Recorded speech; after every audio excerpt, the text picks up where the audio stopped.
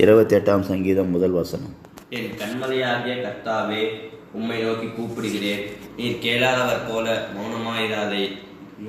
நீர் மௌனமாயிருந்தால் நான் குழியில் இறங்குகிறவர்களுக்கு ஒப்பாவேன். கர்த்தருடைய பரிசுத்த நாமம் துதிக்கப்படுவதால். கர்த்தர் நல்லவர், அவர் கிருபை என்றும் உள்ள. இந்த நாள் தியானத்துக்கு ஆண்டவர் தந்த இந்த நல்ல வசனத்துக்காக ஆண்டவரை துதிக்கிறேன், சோத்திரிக்கிறேன். இங்கே இந்த சங்கீதக்காரன் சொல்கிறார், என் கண்மலையாய் கர்த்தாவே, உம்மை நோக்கி கூப்பிடுகிறேன்.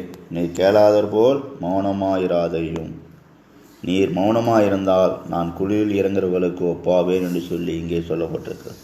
அப்போ ஆண்டவர் நம்மை நோக்கி, நாம் ஆண்டவரை நோக்கி கூப்பிடும்போது எல்லாம் என்ன செய்ய வேண்டும்? ஆண்டவர் அந்த ஜெபங்களுக்கெல்லாம் பதில் தர வேண்டும். நமக்குள்ள பிரச்சனைகள், கஷ்டங்கள், போராட்டங்கள் இருந்து அவர் நம்மை விடுவிக்க வேண்டும். இப்படி இருந்தால் தான் நாம் என்ன செய்யப்படுவோம்? அந்த பாதாளத்துக்கு தப்பு வைக்கப்படுவோம் என்று சொல்லி இங்கே இந்த சங்கீதக்காரன் சொல்லுகிறார். ஏன் அவர் இப்படி சொல்லுகிறார்? அப்போ நாம் கூப்பிடும்போது, ஜெபிக்கும்போது, வேண்டுதல் செய்யும்போது, ஆண்டவர் ஜெபத்துக்கு பதில் கொடுக்கும்போது மட்டும்தான் என்ன பண்ண முடியும்? நம்ம ஆண்டவரோடு ஐக்கியமாக இருந்து நம்ம என்ன பண்ணுவோம்? தொடர்ந்து அந்த ஐக்கியத்தில் பெருகுவோம், வளருவோம், தேவனுக்குள்ளே நாம் காணப்படுவோம். இல்லையென்றால் என்ன பண்ணுறோம்? ஆண்டவர் ஜெபத்துக்கு பதில் கொடுக்கலன்னு சொல்லி அநேகம் என்ன பண்ணுறாங்க? அவரோடு உள்ள ஐக்கியத்தை என்ன பண்ணுது? குறைந்து போகிறது. தேவனோடு ஒருமனமாக காணப்படாமல் என்ன பண்ணுறாங்க? அவங்க அநேக காரியங்களில் அந்த ஜெபங்களுக்கு பதில் கிடைக்காதனால தங்கள் சொந்த வழியில் ஓட அவர்கள் முயற்சி செய்கிறார்கள். தேவனுக்கு மகிமை உண்டாகட்டும். அப்போ இந்த நாட்கள் கூட நாம் ஜெபிக்கிற வேலையெல்லாம் ஆண்டு நம்முடைய ஜெபங்களுக்கு பதில் கொடுக்க வேண்டும். நம்முடைய ஆண்டவர் நம்முடைய எல்லா ஜெபங்களுக்கும் பதில் கொடுக்கக்கூடிய ஆண்டவராகவே இருக்கிறார். அதனால் ஆண்டவர் நமக்கு நம்முடைய ஜெபங்களுக்கு பதில் கொடுக்கவில்லை என்று சொல்லி நாம் ஒருபோதும் என்ன பண்ணக்கூடாது? கலங்கக்கூடாது, துக்கப்படக்கூடாது, வேதனைப்படக்கூடாது. நம்முடைய ஆண்டவர் நம்முடைய எல்லா ஜெபங்களுக்கும் பதில் கொடுக்கிறவர் என்று சொல்லி நாம் எப்போதும் அவரிடத்தில் எப்படி காணப்படணும்? விசுவாசம் உள்ளவர்களாக காணப்பட வேண்டும். அநேக சமயங்களில், அநேக வேலையில், நம்முடைய வாழ்க்கையில் ஆண்டவர் என்ன பண்ணுவார்? அநேக ஜெபங்களுக்கு பதில் தராதவர் போல் காணப்படுவார். அந்த சமயங்களில் நாம் என்ன பண்ணக்கூடாது? சோர்ந்து போகக்கூடாது.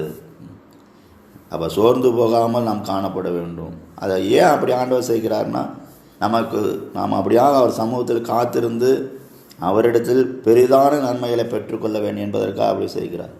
ஒரு சில ஆசீர்வாதங்கள், நன்மைகள் நமக்கு வரும்போது தடையாக காணப்படும்.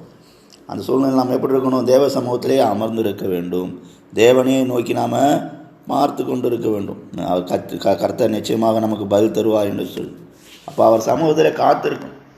அவர் காத்திருக்கும் போது என்ன பண்ணுவார்? அந்த ஜெபங்களுக்கு பதில் தருவதோடு நம்ம என்ன பண்ணுவார்? பலப்படுத்துவார். அவருடைய வல்லமையினால் நம்ம என்ன பண்ணுவார்? நிரப்புவார். நமக்குள்ள புதிய ஆவிக்குரிய ஆசீர்வாதங்கள் உண்டாகும், நன்மைகள் உண்டாகும். அதனால கூட நாம் அவர் சமூகத்தில் அப்படியாக ஜெபத்துக்கு பதில் கிடைக்காமல் வேலையில் அவர் மௌனமாக இருக்கும்போது நாம் காத்திருக்க வேண்டும்.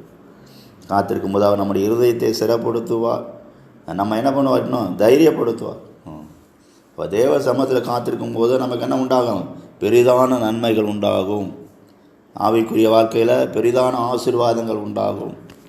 அப்போ இந்த நாளில் கூட நாம் ஆவிக்குரிய காரியத்தில் முன்னேறி செல்ல தேவ சமூகத்தில் காத்திருக்கும் போது, நம்முடைய ஜெபங்களுக்கெல்லாம் பதில் வராமல் தடையாக காணப்படும் போது நாம் முன்னேறி செல்ல அந்த காரியங்கள் எல்லாம் அப்படியாக தடையாக காணப்படுகிற வேளையில் தேவன் நம்மை பலப்படுத்தி நம்மை உயிர்ப்பிக்கிறார்.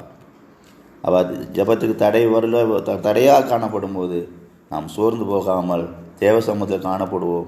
நிச்சயமாக தேவன் நம்முடைய ஜெபங்களுக்கெல்லாம் பதில் கொடுத்து நம்முடைய ஆவிக்குரிய வாழ்க்கையில் உயிர்ப்பிப்பார், பலப்படுத்துவார், நம்முடைய வாழ்க்கையில் பெரிதான காரியங்களை செய்வார். கர்த்தர் தாமே இந்த வசனங்களால் நம்ம ஒரு ஆசீர்வதிப்பாராக.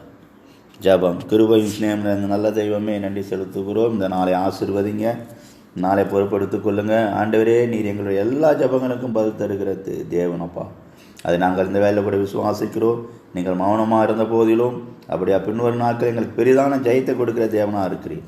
இதை நாங்கள் விசுவாசிக்கிறோம், துதிக்கிறோம், சோதரிக்கிறோம். இயேசு நாமத்தில் பிதாவே, ஆமென்.